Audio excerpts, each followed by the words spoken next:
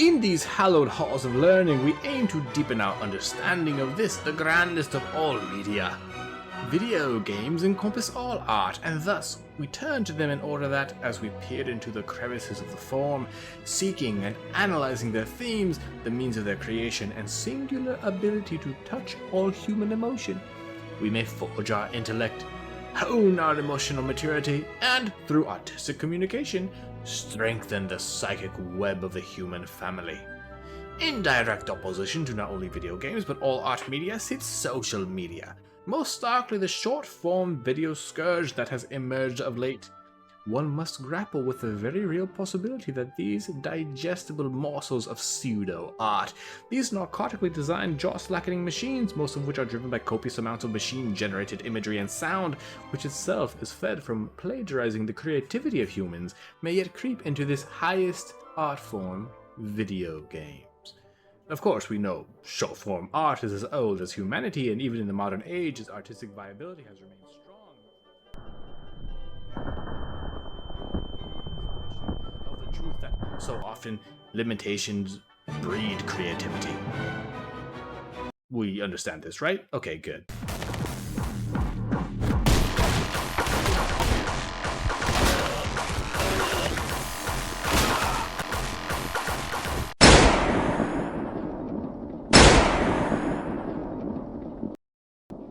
Post-Void is the earliest of the games we'll be looking at. It's also perhaps the hardest to talk about. This mostly comes down to its absolute purity of focus.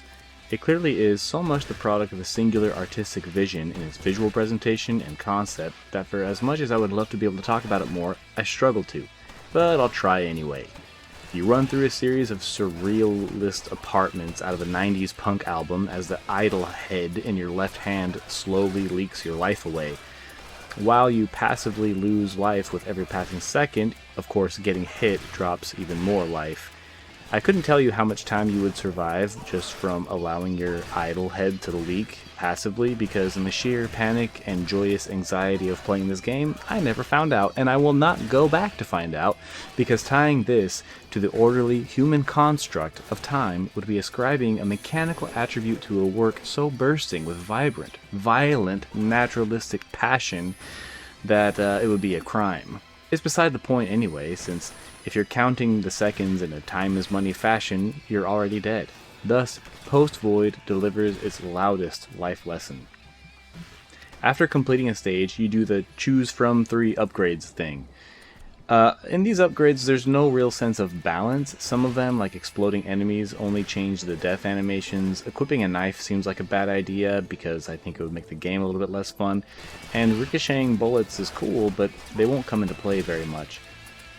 However, the 3 weapons you will use in this game are all awesome, 2 of which, the shotgun and the Uzi, you will encounter through this upgrade system. But the starting pistol is awesome too. Some other upgrades like the compass and being able to have more liquid in your idle are very nice to have. As you advance through the stages, they become more complex, mostly adding verticality to the trippy apartments you blast through. In these stages, you shoot at creatures I can hardly describe because you're forced to move so fast, aim so quickly, and blow away everything that it's hard to understand anything visually. However, there are these guys with chain chomp heads that wear suits, weird spider dog mouth things, the Cuddy drones from Half-Life 2, biological turrets, some depressed giants that are also walls you have to violently shoot to advance through the stage, and so on. Post-Void is one of those pieces that's so purely and animalistically emotional that the only way to really understand its message is not for you to hear me talk about it. It's not even a message I could deliver to you verbally. The only way is for your soul to commune with it directly. Its fearless disregard for your own physical comfort and safety challenges human sensibilities while screaming its beautiful violence. This is the true champion of short-form first-person shooters. It's a pioneer of the subgenre, and its pinpoint artistic focus is the proof in the pudding that limitations can be the fertile soil upon which some of the most incredible art can sprout. Up to now, this has been the game with its accessibility mode on, which reduces the flashing. So I will show you what it looks like without that. Okay, ready? If you are photosensitive, please look away or skip ahead. flashing flashes happening in 3, 2, 1, go.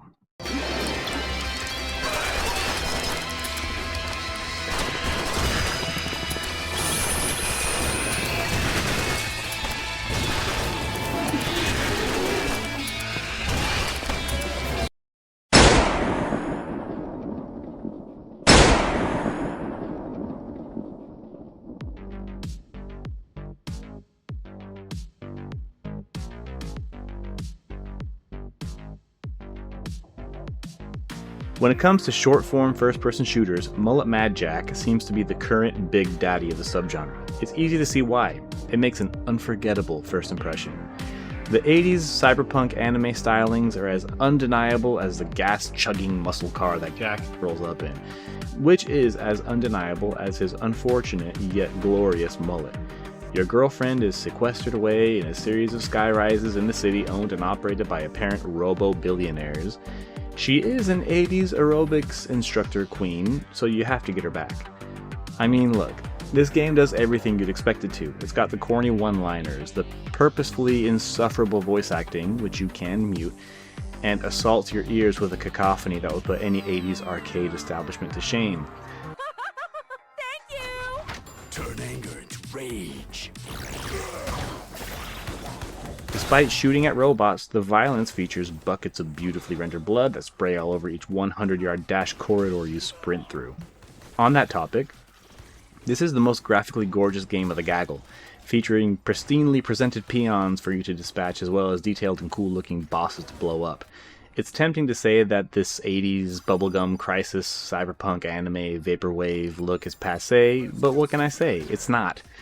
For every generic neon-drenched cyberpunk scene that you might see on the internet, there are 20 more made by people who are deeply connected to the aesthetics and themes of the style, and they pour their hearts into loving detail in the scenery as well as the prescient themes and commentary that make cyberpunk fiction more relevant with every passing year here in the real world. Mullet Mad Jack is no different, although it's not interested in provoking deep thought into the perils of techno-feudalism or wealth disparity, but its nods to the themes are tasteful, even in their crassness. Each robo-billionaire you dispatch is the horrific product of rampant transhumanist excess. Each mile you drive in your V16 engine-powered vehicle, I imagine, costs about $25, and every interior you rampage through features the tacky opulence of the Vegas casino floor. Oh yeah, Mullet Mad Jack also features a time limit scheme, similar or rather identical to Post Void. Here, it's much easier to explain, and the message is much easier to understand. In your left hand is a smartphone from which you are live streaming your activities in some kind of sick gladiatorial game show. Each kill and combo supplies your phone with likes, provided by the viewers of course, which feed pure dopamine from your phone into your bloodstream via IV. Dopamine is life, engagement is life, blah blah blah blah blah. Look, in a game where you perform minimal platforming while blowing away blood-filled robots as fast as you can with a cool but modest array of weaponry, this is still some pretty strong theming. The rest of the presentation prepares the player for the fact that this is supposed to be corny. To that end, it totally works.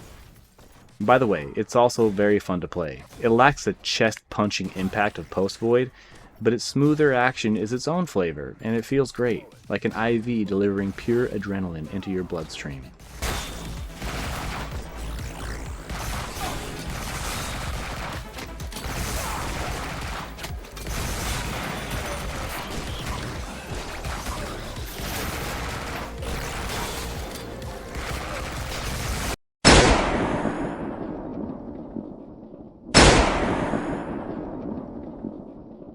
So when I held the agent's gun in my hands, as the last member of the squad begged for his life in the stupidest way possible, we're on the same fucking team!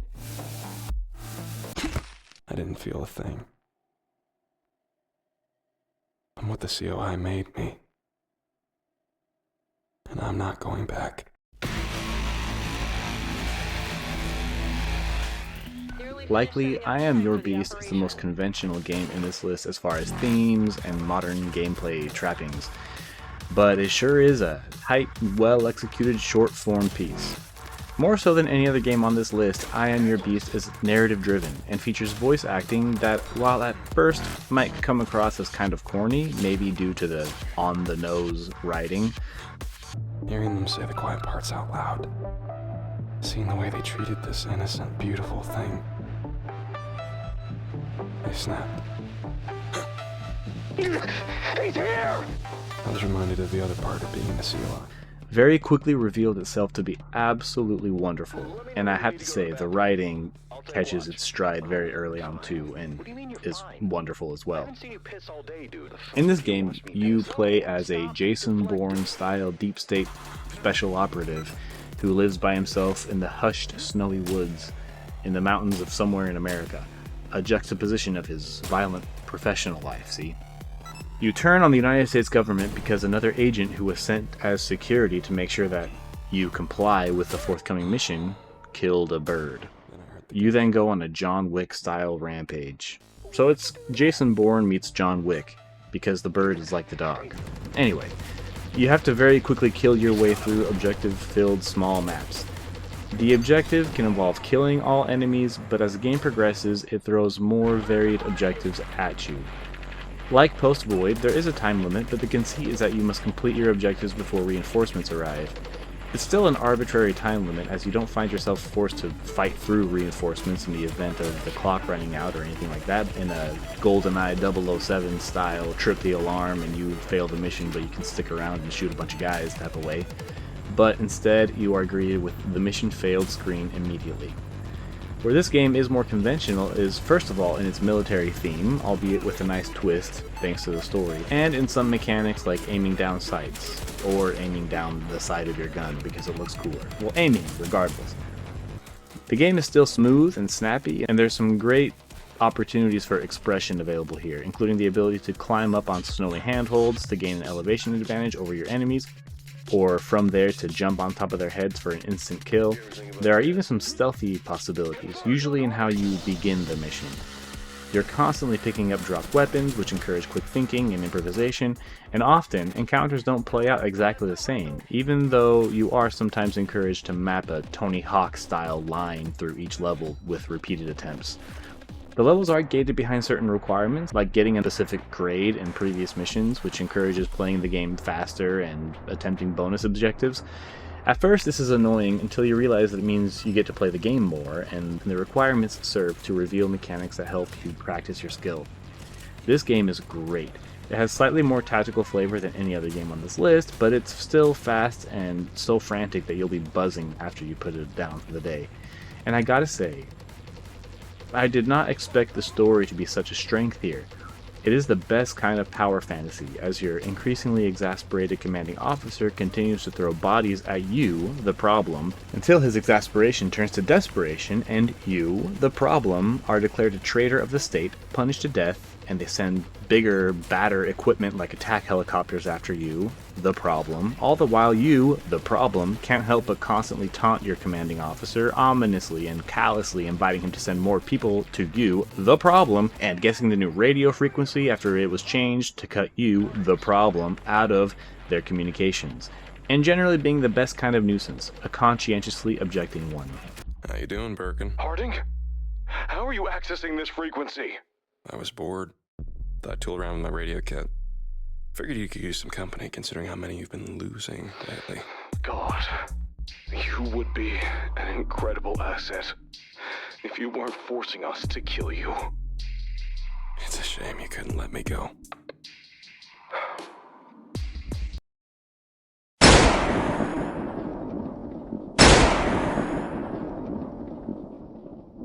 Never has there been a worse pit of crime and degeneracy. In this town, everyone is in a gang. There's only one rule in Shit City. Crime is the law. The city is run by the four big... Welcome to the first game on our list without a strict time limit mechanic. But don't for a second think we're slowing down here, because if you slow down, Shit City will catch up to you. Yes, Shit City is the name of the city we'll be tearing up in Angerfoot, and it's run by 4 gangs, named The Violence Gang, Muggers and Thieves, The Pollution Gang, The Filth filthiest thugs in town. The business gang, hustlers and corporate fraudsters, and the debauchery gang, the unholiest of hedonists. All these goons answer to the crime minister. All but Angerfoot was just chilling at home when someone ripped his shelf out of his house containing his sneaker collection. He has to get it back.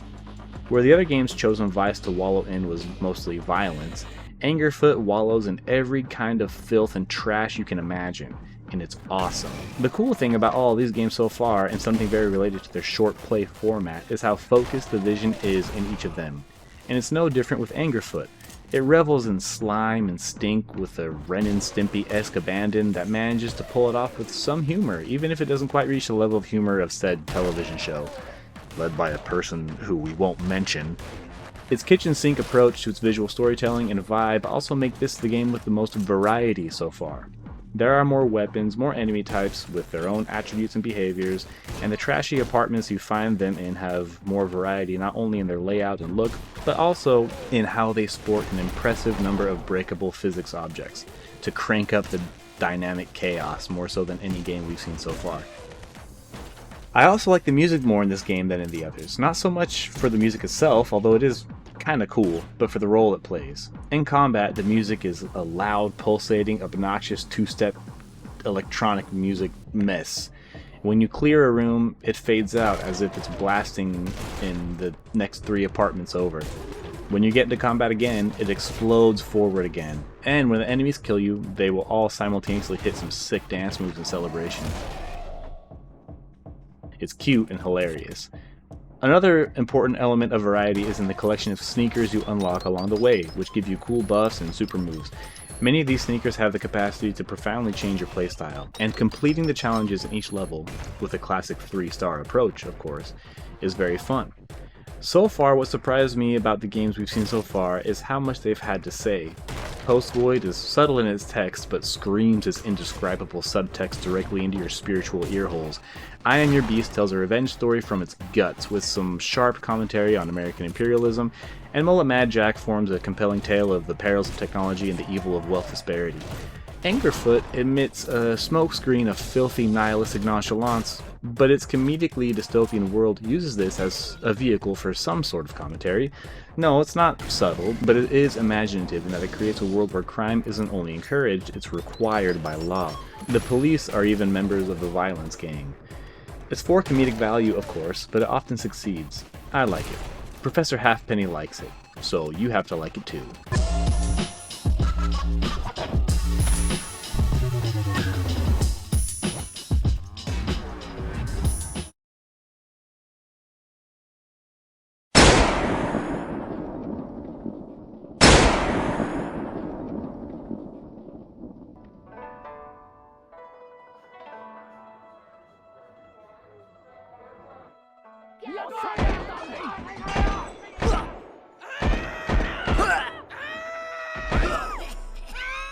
Here's the biggest departure yet. I don't know if you could fairly lump this game into this category, but it is short form, just with a very different approach altogether. Remember Body Cam, that cool tactical shooter with the crazy photogrammetry-based texture graphic rendering style that was like one of the most photorealistic and unique shooters to come out in a long time? That seemed cool. I never played it, but I bet it was good. Better Than Dead uses similar graphical techniques, but in a single-player game instead. It's an early access, and sometimes you can really tell, which can break the photorealistic realism or whatever. And it's also purposefully very annoying to play, but I think it's tremendous. It tells a story of a girl who escapes sexual exploitation, equips herself with a body cam and a Beretta, and aims to single-handedly eliminate the organized endgame of human trafficking. This game fights you at every step. You walk slow, you run slow, and you can't aim well enough to even hit a barn from the inside. The only way to access the protagonist's righteous, vengeful fervor to even the odds is by running, tapping the crouch key, which lets you slide a very short distance along the ground, after which you will have a brief moment of bullet time that you can use to line up your next shot. It is very helpful, and it is the mechanic that allows you to do what the game encourages you to do: be aggressive. Really, most of the time you'll need to be somewhat methodical and do all the tactical stuff, like cover your angles and check your six and all that. But it's true that with this mechanic, being aggressive in certain moments tend to pay off better. Most of the time when you shoot an enemy, they'll fall down, but they'll only be wounded, and they'll writhe around, and they might get back up and keep fighting. This makes Better Than Dead feel like a cool Hong Kong action film, which is clearly what inspired it, as you will very quickly learn to pop a few extra into your opponents as you step over them. It's brutal, and it's great. The graphics, 90% of the time, are amazing, and the mosaic censoring effect over the characters' faces goes a long way at hiding their relatively low-quality models, and helps them credibly blend into the world. The depth of field, lighting, lens flare, and shader work are all superb. The physics can be spectacular, but they can also break, which isn't one of the more flattering aspects of this game's look. The plodding rhythm, impossible gunplay, the motion sickness-inducing fisheye lens effect with head bob are all very specific choices, and mean that this game will shut out many potential players. But its uncompromising vision is so specific that it feels deeply personal, like the developer followed a higher calling to ignore the potential demands of a modern first-person shooter player and tell the story they wanted to tell, precisely how they wanted to tell it. If this doesn't make you queasy, either because of the camera, or the subject matter, or the violence itself, I see no reason to pass up Better Than Dead.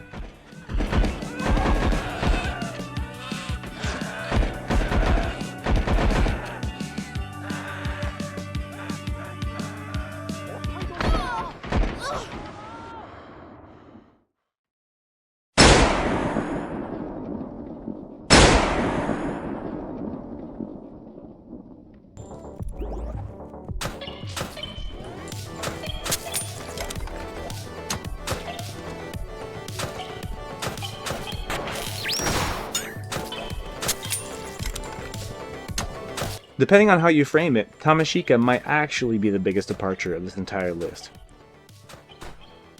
It follows many similar design elements as Post Void or Mullet Mad Jack, but does so in a way that eschews the intense focus and exhausting twitch precision of those for a much more specifically rhythmic, meditative mode. Precision isn't even really a requirement in this game, as you can miss your target by a pretty wide margin and still register a hit. As you can see, this game has no time limit mechanic and is much more graphically abstract even than Post Void, but its spacey, curvy, procedurally generated corridors call to mind the vastness of space while only allowing you to navigate a cramped area, much like the MS-DOS shareware classic Sky Roads. There are many mechanics in Tamashika that are, shall we say, lightly explained. There is a parry and a melee attack that are only useful in specific situations. There are balloons you can shoot for your combo, but there are also other balloons that you can shoot that can carry you across these chasms. There are enemies that will disappear when shot, only to reappear right up in your face and deliver a melee attack, which then requires a parry to survive, and many more surprises you're supposed to learn about by dying to them. The game is a beautiful pick-up-and-play piece, and it is a great choice if many of these games previously mentioned have made you uncomfortable, but you like the idea of a fast-twitch, short-form first-person shooter.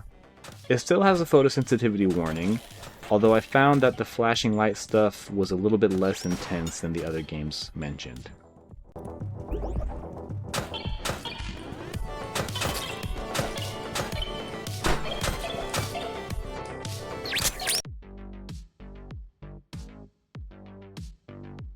In some ways, it seems like a natural progression from the popularity of these so-called boomer shooters into something new and fresh, but definitely from that same lineage.